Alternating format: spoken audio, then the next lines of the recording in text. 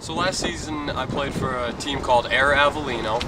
It's in the southern part of Italy, about 20 minutes away from Naples, the Amalfi Coast, Salerno, really nice area. My role on the team, I essentially played the two guard.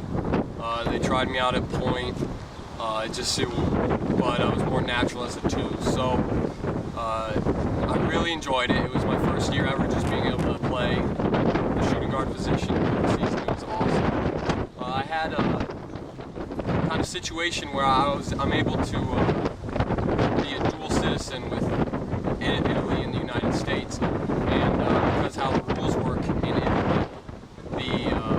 having that dual citizenship allows you to be on certain teams that you might not otherwise be on. There's a limitation on how many Americans you can have. So essentially, the season I was in the process of getting that dual citizenship.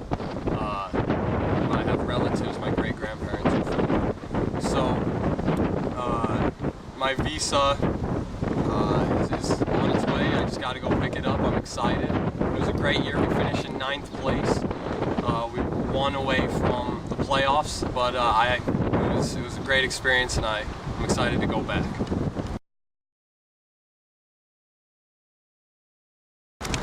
This past season, I was able to play with some phenomenal talents. Our point guard was D. Brown, who played at Illinois with Darren Williams, Luther Head. They lost to the North Carolina in the championship back in 2005, and he was the fastest player I've ever seen on the court, and it was awesome to go against him in practice and guard him. But my matchup every day in practice was actually also my best friend out there, DeMarcus Nelson, who went to Duke. He was a captain down there, 4-year starter, and was the ACC Defensive Player of the Year. So, and both those players actually had started games the previous season in the NBA, which was really neat. My other best friend out there is a guy named Cenk Akyol. He's from Turkey. He was drafted when he was 18 into the NBA by the Atlanta Hawks in the second round. And he's a stud. He could go play in the NBA, but he really enjoys European basketball, and he's playing in Istanbul next year, where he's from. So we also had an Olympian we had a few Olympians, but one of them has a bronze medal from the Beijing Olympics. He's actually really good friends with Manu Ginobili, and he was the backup point guard on their national team.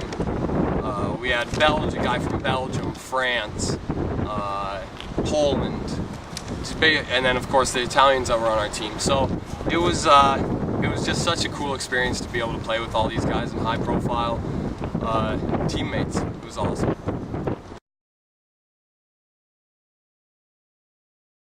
During my senior season here at MIT, our team really garnered a lot of national attention in the press, and it was really something special. And I guess my name got out there that I was able to play as an Italian, get my dual citizenship. So it was actually kind of funny. I went over and played in essentially what the NBA Summer League is for Italy, and that was the summer of 2009. And I went over there, and a lot of coaches, GMs, even players knew who I was. I hadn't followed Italian basketball at all. It was really strange, but it was something that was really cool. The press coverage was awesome. It was great. We were in the papers all the time, and we'll be out to dinner as a team, and then we'll be getting pictures taken by newspapers and media outlets, and it was something that was really special, and I was really lucky to be a part of. It was kind of interesting. I hadn't really experienced anything like that, where you're just truly visible to a large group of people before. And one time I actually took a girl out to eat. We went to a local pizzeria place, and it was funny because all of a sudden the next day in the paper, DeMarcus comes up and says, have you seen the paper or something?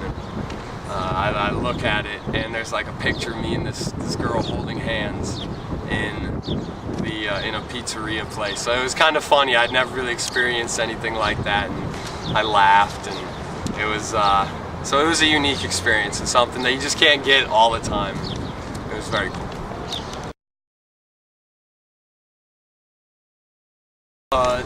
This past season really revealed some of my strengths and also some of my weaknesses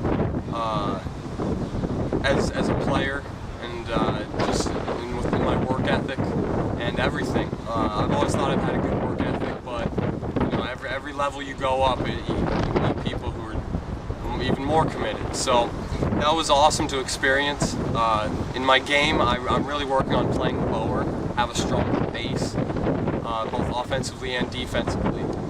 These guys are so good and so skilled that it takes little minute details to get an advantage and exploit that advantage.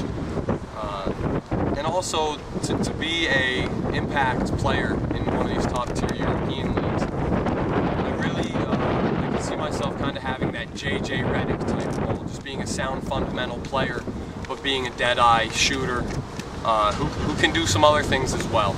So that's kind of my goal, and I think that with a lot of hard work and some help along the way, I think I'll be okay.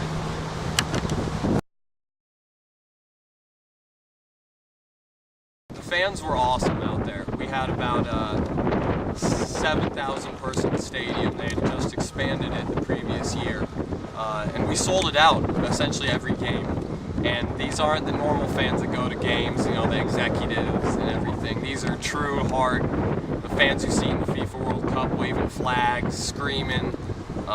It really is a passion to them as being a fan. So that was such a cool experience to have. And as far as the groupies, I don't know really if we had any groupies. There was definitely some followers who we were always friendly with, and we'd go to certain restaurants on certain nights, and we'd always meet up with them, and there'd do trivia if we were having a trivia night going on at a restaurant.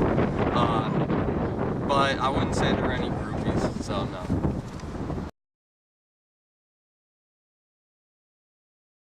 Living abroad was awesome. I never really had the chance to go abroad because basketball splits both the first and second semester, so you can't do a study abroad program here at MIT, which I hear are awesome. I lived right above DeMarcus Nelson. We had kind of a duplex. It was awesome. Just having him downstairs, we would play a lot of video games together and just watch NCAA basketball games late at night. And it took me a little while to get adjusted to the whole lifestyle there, you know, the whole siesta time when everything closes down between the hours of 1 and 4 p.m. or something, which is, of course, right in between our practices when it would be convenient to go to the store or something, you know, like that. But it was really, I feel lucky. I tried to learn the language. I studied a little bit when I was over there, and I could understand it. I could understand it pretty well, and speaking was a little bit hard for me, but I really tried, and I think another year over there and I'll be okay, which is awesome. I've always wanted to learn another language, so.